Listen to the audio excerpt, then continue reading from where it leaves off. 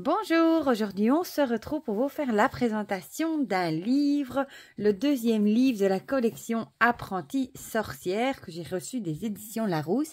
Ici, il s'agit de l'art du tarot, tirage et interprétation d'Amélie Offrette. Voilà, et bon, je vous avais présenté celui sur les pendules et les oracles et vous aviez beaucoup aimé, moi aussi d'ailleurs.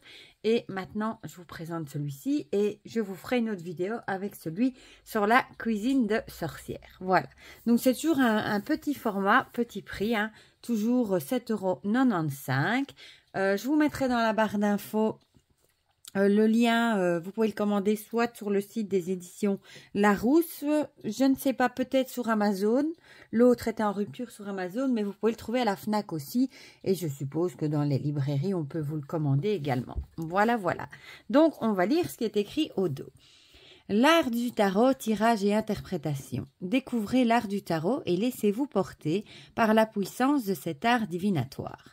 Fantastique outil des arts divinatoires et de connaissance de soi, le tarot guide et oriente vers un chemin de confiance et de découverte de sa personnalité. Explorez dans ce petit guide illustré le tarot dans sa dimension symbolique et pratique, la signification des 22 arcanes majeurs et de ses arcanes mineurs, la numérologie sacrée, les associations de couleurs.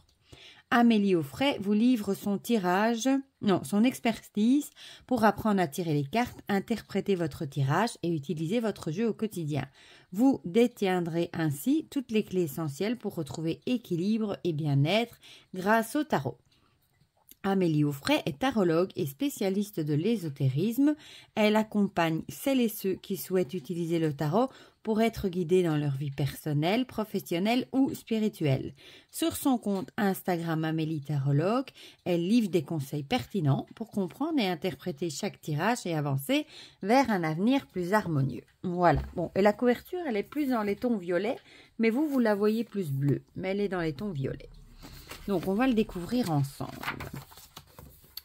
J'aime bien ces petits formats à emporter partout. Donc, on a le sommaire avec une introduction, découvrir les cartes du tarot, interpréter les cartes majeures du tarot, les jeux, tirer les cartes pour aller plus loin, une conclusion et puis un petit mot d'Amélie sur son histoire avec les tarots. Donc, on a une introduction. Voilà. Et ils sont toujours bien illustrés avec des belles petites images, ces petits livres. Qu'est-ce qu'un art divinatoire? Voilà, ici elle vous explique quelques mots sur le tarot, comment différencier les jeux de cartes divinatoires. Par exemple, un oracle, c'est quoi? Et un jeu de tarot, c'est quoi? Comment choisir un jeu? Une question qu'on me demande souvent. Ben, ici, elle dit, laissez-vous guider par votre intuition. Regardez comme c'est joli les illustrations. Par où commencer avec son jeu de tarot?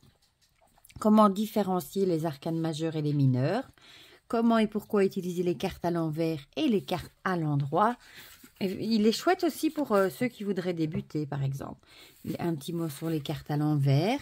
Pourquoi et comment sacraliser et intentionner son jeu? Alicia nous explique comment le purifier. Comment l'énergiser, lui mettre des énergies. Comment débuter avec son jeu.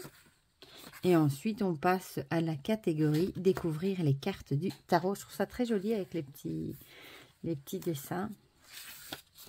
Par où commencer? Voilà, elle explique qu'il n'est jamais simple de commencer un nouvel art, de se lancer dans un nouvel apprentissage. On ne sait jamais par quoi ni par où débuter. Voilà. Ici, elle nous parle des couleurs qu'on peut retrouver dans les arcanes, du coup. À quoi elles correspondent, hein. Par exemple, le violet, c'est la spiritualité.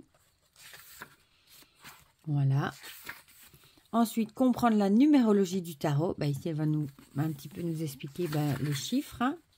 À quoi correspond le 1, le 8, 7, 10.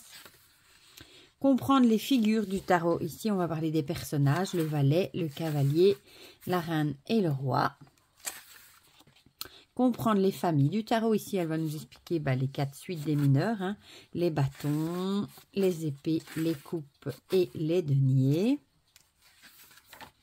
Voilà. Et ensuite, interpréter les cartes majeures du tarot. Ici, par exemple, par où commencer? On va commencer avec la première carte, hein, vu que le fou n'a pas de numéro ou c'est le 0 avec le battleur. Par contre, c'est basé sur le tarot de Marseille. Et voilà, ici vous avez toutes les majeures. Du coup, bon, ça, on va passer un peu plus vite. Voilà, l'ermite, jusqu'à la 22, 21, le monde. Et à la fin, on a le mât avec le fou, la liberté. Ensuite, tirez les cartes. Place à la pratique. Alors, ici, elle va vous expliquer comment poser une question. Des exemples de questions. Faut-il mettre en place un rituel avant et après le tirage? Pourquoi faire le vide avant de tirer les cartes? Quelles pierres et cristaux utiliser? Par exemple, une pierre noire, une obsidienne pour la protection. Et voilà, ici, elle vous donne toutes les pierres qu'on peut utiliser, l'améthyste. Pourquoi faut-il écrire, tenir un journal de ces tirages? Comment battre son jeu? Battre son jeu entre ses mains, effeuiller son jeu, le mélange américain et mélanger les cartes à plat sur son tapis, par exemple. Comment couper son jeu? Comment interpréter les cartes? Alors, on a le tirage ici, express du passé, présent, futur. Des petits conseils pour démarrer un tirage. Tirer les 3 cartes. Bon, ici, elle vous explique le tirage en croix. En 5 cartes. Tirage concernant son évolution sentimentale aussi en 5 cartes. J'aime bien cette image-là. Tirage concernant son évolution professionnelle aussi en 5 cartes. Comment clôturer un tirage de cartes. 3 astuces pour réussir son tirage. Bon, ici, elle dit en premier, un jeu ne se prête pas, ne s'emprunte pas et ne vous posez pas trop de questions en ce qui est du prêter emprunter. Ça, chacun fait ce qu'il veut en fonction de ce qu'il aime ou ce qu'il n'aime pas. Moi, je sais que je ne prête pas mes jeux, je suis trop maniaque, trop peur qu'on me les allume. Voilà. Pour aller plus loin, à qui s'adresser? L'apprentissage du tarot. Un tarologue, c'est quoi? Que faire si une carte saute du paquet quand je bats le jeu, les cartes sauteuses? À quoi correspondent les éléments du tarot? Il n'y a pas de carte négative. Les cartes ont-elles toujours raison? Faut-il un don? Ici, croyez en vous. Comment compléter un tirage par une question au pendule? Peut-on réaliser un rituel de nouvelle lune et de pleine lune avec son tarot? Comment développer son intuition? 6 tips pour mieux apprendre les cartes. Voilà, des petits conseils. Cette carte, cette émotion, je trouve ça très chouette. Par exemple, l'émotion qui représenterait la joie, ici, ce serait l'amoureux. La tristesse, ce serait l'ermite. La peur, la maison Dieu, etc. Et alors, une petite conclusion. Un petit mot d'Amélie sur son histoire avec les tarots. Et ensuite, comme dans l'autre, on retrouve un carnet de tirage. Vous pouvez noter vos tirages, par exemple, jour, heure, question ou demande, type de tirage choisi, carte tirée, interprétation par rapport à ma situation actuelle. Et vous en avez plusieurs. Comme ça, vous pouvez noter plusieurs tirages dedans. À moins que vous avez un journal dans lequel vous le faites. Et voilà. Eh bien, moi, je trouve que c'est aussi un très chouette livre. Mais du coup, on parle que des... Ce serait plutôt, je dirais, un petit livre conseillé pour débuter, pour les débutants, pour ceux qui ont déjà, enfin qui savent déjà tout ce qui est ici dedans, mais je pense pas que ça pourrait beaucoup les aider. En sachant aussi qu'on parle que des majeurs, on donne une petite explication sur les mineurs, mais il n'y a pas vraiment de détails comme ici pour chaque carte sur les mineurs, donc il faudra quand même un autre livre à côté pour avoir l'interprétation des mineurs. Mais sinon, il est de bons conseils. Il y a des chouettes tirages, des chouettes choses à savoir, comme la numérologie, les couleurs, etc.